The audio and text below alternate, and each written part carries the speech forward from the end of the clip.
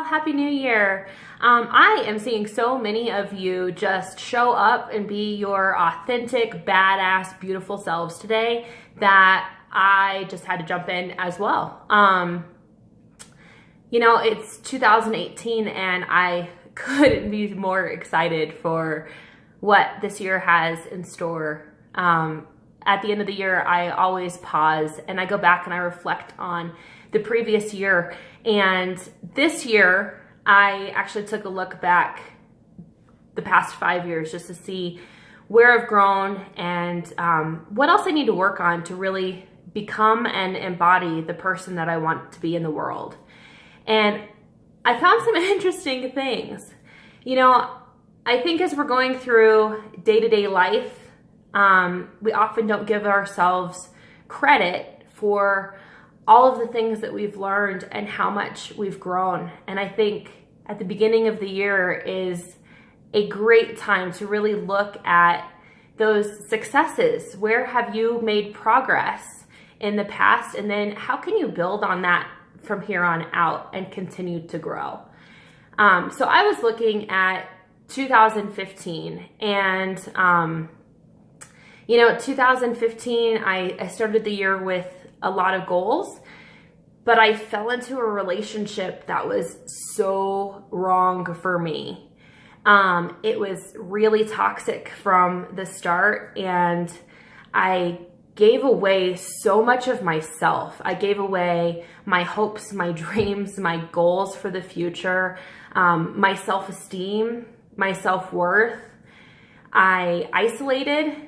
And even though I knew this relationship was all wrong for me, I was too afraid to set a boundary and to stand up for myself.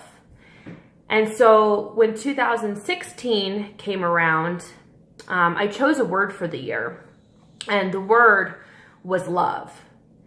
And at that point in my life, it was something that I felt like I didn't have any of it anymore. I no longer had love from family and friends because, like I said, I had isolated myself. I didn't believe in me. I didn't like who I was. And I definitely did not like the person that I had chosen to have in my life. So I found that whenever I choose a word or an intention for the year, that is absolutely going to show up. And what I have to prepare myself for is the universe will conspire on my behalf to make sure that I learn everything that I need to learn. A friend of mine calls it the up-level flu. So when you decide that you want something more in your life, you want to elevate or increase in some way, the universe is going to come at you in a way. It's not a bad thing. Sometimes it feels like it is, but the universe will come along with these lessons to help you learn and grow into the kind of character that can handle the blessings that you're asking for. So I asked for love. And at the beginning of the year, what I found was not a lot of love. It really took me being willing to own who I was and what I wanted, to get really clear on what I didn't want before the universe could start to work on my behalf. So the first quarter of 2016, brutal. And then I went on a trip to Arizona, and I was standing at the Grand Canyon with a good friend of mine, and I was just looking over the Grand Canyon.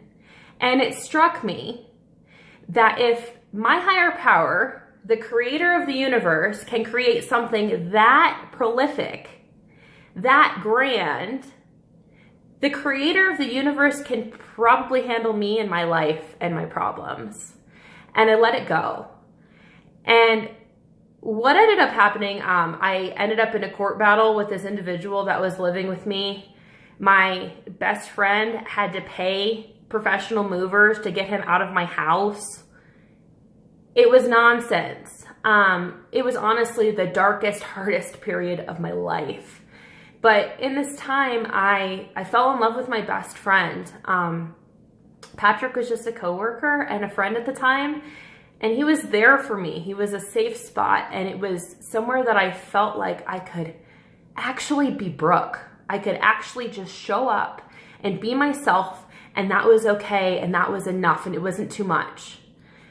And this relationship with Patrick was just so different than anything that I had experienced before, and it was really everything that I had been wanting from the time I was little. And I knew that if I was going to keep this and this relationship was going to be happy and healthy and everything that it could be, that I had to clear up the wreckage of my past. So I filed bankruptcy despite a lot of shame around that. And I'm so glad I did. I got sober. We got engaged in the fall of 2016 and started talking about our family and what we want to create. So when 2017 rolled around, I knew that my word of the year was going to be transformation. I knew I had to transform the rest of my life, really embody and become who I wanted to be. So I set this intention for transformation for the year, and fast forward to Super Bowl Sunday, I found out that we were expecting Jelly Bean. And I was sick right from the start. I give you mamas out there props, because being a mom and growing a human being is hard work. Don't let anybody tell you anything different. And I was so sick. In the beginning, it was morning sickness, and then migraines, and then the most intense anxiety and depression that I've ever had in my entire life.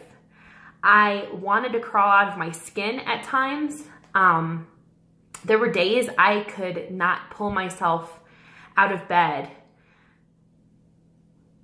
And it wasn't anything other than this mental cloud and fog just hanging over me. I was watching a Jim Carrey video the other day, and he talks about being depressed, meaning that you are in need of deep rest, depressed.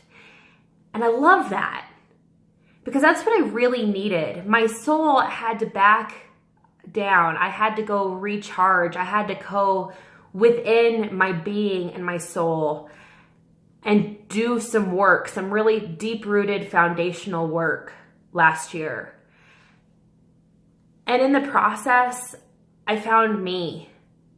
I found a new connection with my higher power that is beyond anything that I've had before. Patrick and I were challenged this year in ways that I never anticipated. It was a beautiful year. We got married. It was wonderful. We dealt with a lot of challenges, health challenges with his mom and my grandpa. We had a baby. Bringing a human into the world is definitely a transformational experience. And really figuring out what kind of mom I want to be and what kind of example I want to set for my children for the future. So as I look at 2018 and I think about what intention I want to set, this year is all about alignment. Alignment with myself, my true, authentic self. When you are in alignment with who you really are, that's when that juiciness, that love, that expansion, that creativity really starts to bubble to the surface. That's when the world starts to see you and your gifts and the contribution that you truly be. And so that's why this year, my word for the year is alignment. Do you have a word for the year? Pop it in the comment section down below. Let's make 2018 the best year of our lives. Love y'all.